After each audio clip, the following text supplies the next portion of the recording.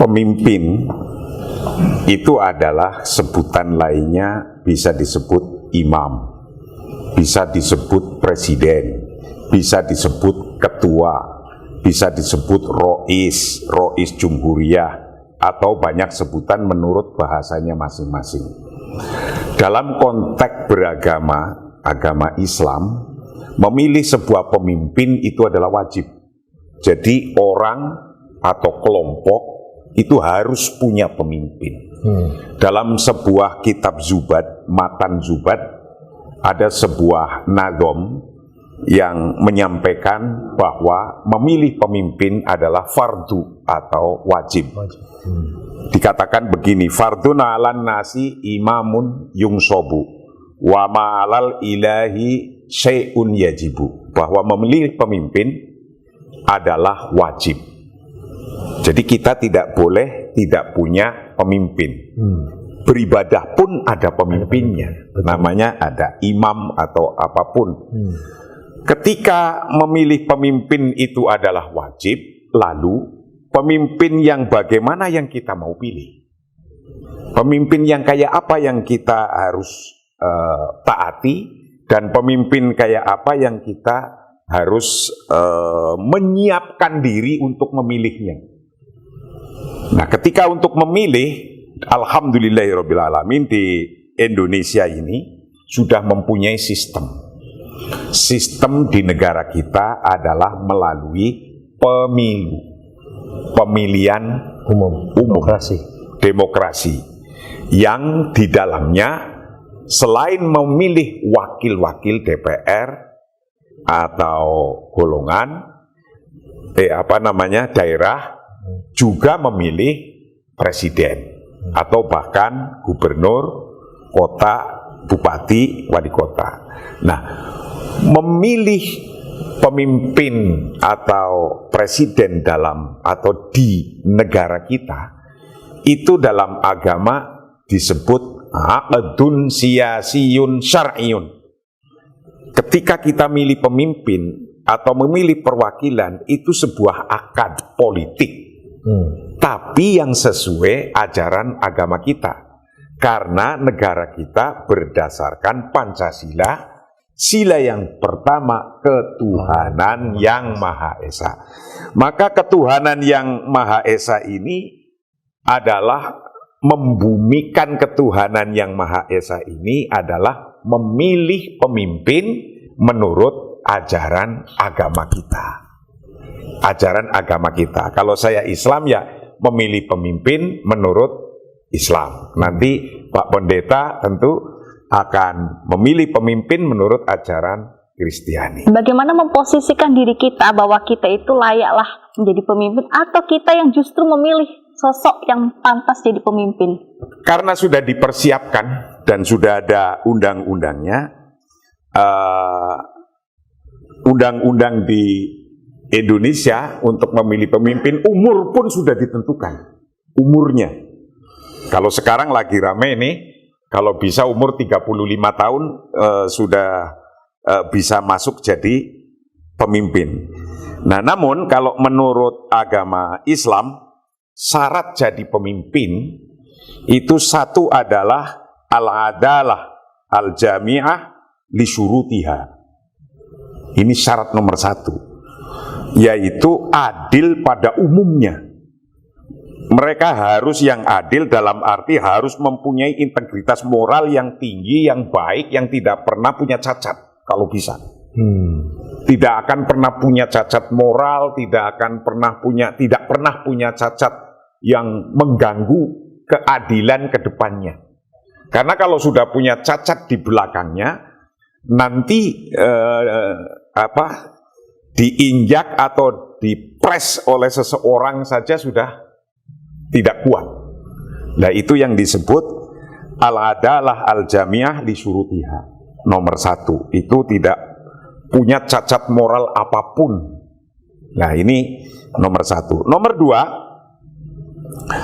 bahwa pemimpin menurut ajaran agama Islam dalam kitab Ahkamus Sultaniyah Al-Mawardi itu adalah ala ilm alladzi yatawassalu bihi ila ma'rifati may yastahiqul imamah ala syuruti al-mu'tabarah fiha. Harus punya ilmu, punya pengetahuan bagaimana untuk melaksanakan jadi pemimpin, bagaimana untuk memimpikan dalam waktu 5 tahun mempunyai program apa, yang program itu disampaikan kepada publik. Karena sesungguhnya dalam konteks politik, asiyasah hiya li ta'lif.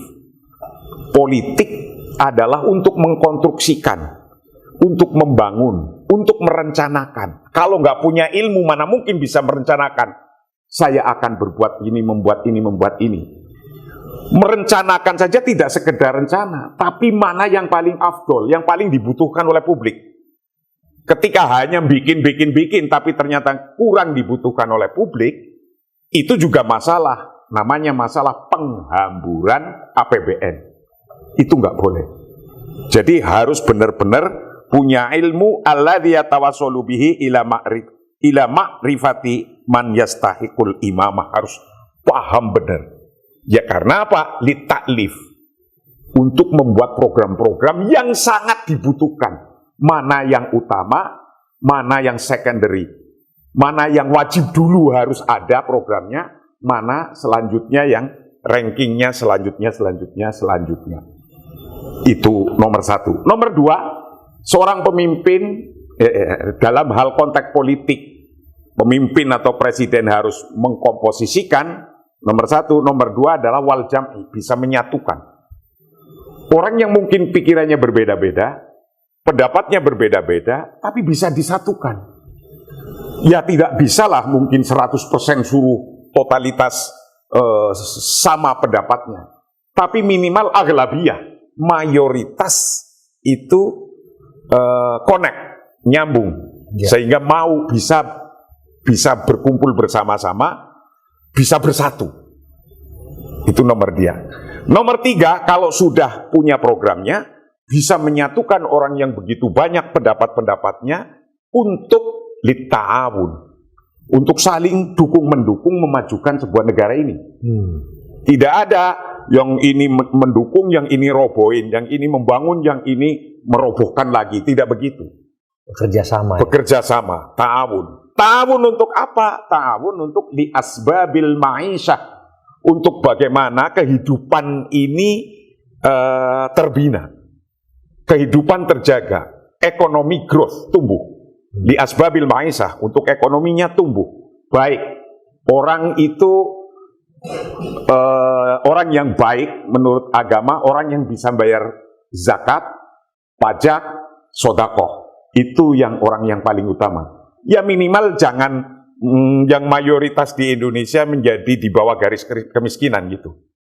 Nah ini ala asbabil ma'isyah. Tapi kalau sudah diprogramkan, sudah dikumpulkan, disatukan untuk dukung-mendukung, ini yang paling krusial yang nomor 4 ini. Apa itu? Wadobdiha. Mampu untuk mengontrolnya. Kadang orang cuma punya mimpi besar, saya ingin bangun ini, tapi nggak bisa mengontrol. Mengontrol anggaran berarti mengontrol utangnya mesti harus berapa. Tapi mengontrol masyarakat yang pro dan kontra harus bisa mengontrol. Lah ini syarat nomor 2, yaitu punya ilmu alladzi yatawassalu bihi ila ma'rifati man yastahiqul imamah. Syarat nomor 2. Syarat nomor 3, bahwa pemimpin, presiden atau calon presiden itu mempunyai ar-ra'yu wal hikmatu al-mu'diyani ila ikhtiyari man huwa li imamati aslah. Syarat ketiga adalah memiliki wawasan dan kebijaksanaan yang mengantarkan mampu memilih orang-orang yang paling layak memimpin dan orang-orang yang paling mampu dan paling tahu mengurus kepentingannya. Saya udah jadi presiden, saya harus mampu memilih saudara-saudara pembantu-pembantu saya untuk bisa ngikutin saya. untuk bisa sesuai pendapat saya, untuk bisa membangun bersama-sama. Jadi pemimpin kan harus punya yang dipimpin. Ya. Artinya tidak disebut pemimpin kalau nggak ada yang dipimpin. Nah, yang dipimpin para menterinya dan semuanya itu kita mampu mengelolanya dan mampu memilih ahli kesehatan mau bikin apa, ahli pendidikan mau buat apa agar rakyat ini tambah makmur, ahli ekonomi kita pilih. Ahli ekonomi kan banyak nih, dokter. Tapi kebutuhan ke depan kita pilih ahli ekonomi yang apa?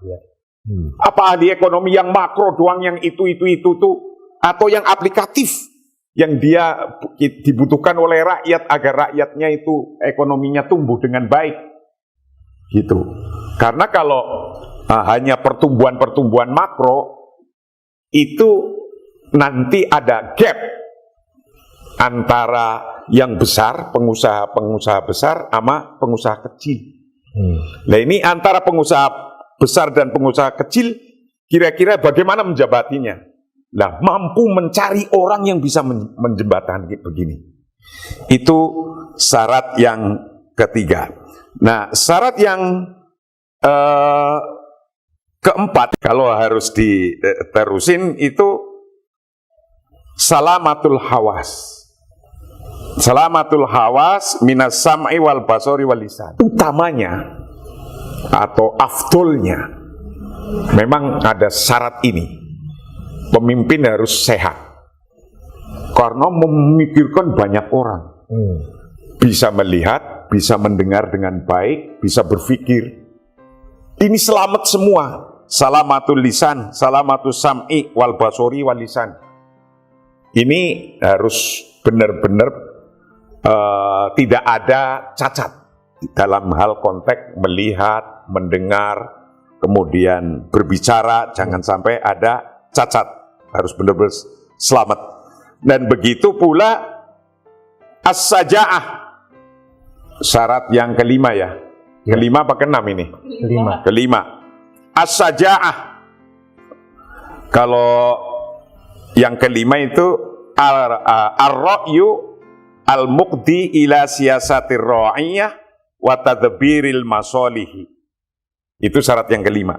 Memiliki wawasan yang memadai untuk mengatur kehidupan rakyat dan mengelola kepentingan umum. Keberanian yang memadai untuk melindungi rakyat dan untuk melawan musuh kalau ada musuh. Jadi seorang pemimpin itu harus berani dan punya wawasan ilmu tadi yang di depan. Karena apa? Karena melindungi rakyat. Melindungi rakyat dari kemiskinan, melindungi rakyat dari kebodohan, melindungi rakyat dari ketidakadilan, melindungi rakyat kalau diserang oleh musuh. Jadi harus syarat yang kelima itu ar-ra'yu al-mufti ila siyasatir ra'iyah wa tadbiril masalih. Yang syarat keenam, nah ini, as-saja'ah wa najdah al-mu'diyah ila himayati ummah wa jihadil adu. Ini syarat keenam adalah berani dan tahu strategi-strategi untuk melindungi negara. Karena gempuran negara ini terlalu besar. Tidak hanya dari dalam. Di Indonesia saja masih banyak bangsa Indonesia yang ingin merubah bangsa Indonesia sendiri. Dari negara Kesatuan Republik Indonesia yang berdasarkan Pancasila, ada yang ingin merubah jadi khilafah. Ada yang ingin merubah jadi negara Islam. Padahal negara yang semacam kita ini, yang berdasarkan Pancasila, yang NKRI, ini adalah negara pilihan para ulama, para kiai, pasti tentu sudah sesuai ajaran agama kita. Karena basic daripada negara ini adalah negara musyawarah. Negara musyawarah adalah negara perintah Tuhan. Wasawirhum fil amri. Jadi inti bernegara ini negara musyawarah. Maka kalau karena ini negara musyawarah atau disebut oleh bangsa kita negara konsensus, Maka NU itu memanggilnya negara Darul Muahadah, model negara ini, negara musyawarah. Muhammadiyah memanggilnya Al-Muahadah Watoniyah. Lah, kalau MUI memanggilnya Darul Mitsaq. 3 nama yang berbeda, sama maksudnya, yaitu negara bersama-sama, dasarnya musyawarah, dasarnya kita wasyawirhum. Nah, untuk memprotek negara ini yang dari dalam juga ada ancaman, tapi dari luar juga banyak ancaman. Jangan kira ketika bangsa-bangsa sedunia hari ini kekurangan lahan, ketika kekurangan lahan, kekurangan makan, makan menjadi persoalan, food menjadi persoalan. Ketika food menjadi persoalan, itu sampai intimidasi. Satu negara mengintimidasi ke negara lain. Satu negara memerangi negara lain. Kenapa ada perang? Nggak berhenti-berhenti. Karena ini. Maka dibutuhkan syarat yang ke-6, seorang presiden harus as-syaja'ah, berani. Ini, berani. Nah, yang terakhir, wasabi, ini memang syarat yang bisa saja itu dipenuhi atau tidak dipenuhi, yaitu nasab. Nasab jangan sampai misalnya gini, ini orang nyalon presiden, tapi dulu bapaknya adalah yang tidak setuju dengan model negara ini. Nah itu kan, dan dulu pemberontak misalnya. Nah ini juga penting, karena jangan sampai nanti ketika jadi presiden kemudian punya sesuatu yang ganjel, ingin balas dendam yang dulu. Nah, maka di dalam syarat yang ke-7 ini ada nasab. Kalau bisa nasab ini ya cari orang yang baik-baik, yang juga ketika di litsus, di penelitian khusus, itu kalau zaman dulu kan begitu. Oh ini bapaknya orang baik, ini baik. Ya dicek-cek, karena kalau ternyata itu punya keluarga yang mayoritas ingin merubah bangsa ini, kan nanti takutnya juga bisa mempengaruhi keluarga itu. Nah, 7 sifat atau 7 syarat inilah insya Allah di calon-calon presiden yang sekarang sudah muncul atau mungkin yang nanti akan ada yang muncul, insya Allah sih tokoh-tokohnya sudah baik-baik lah.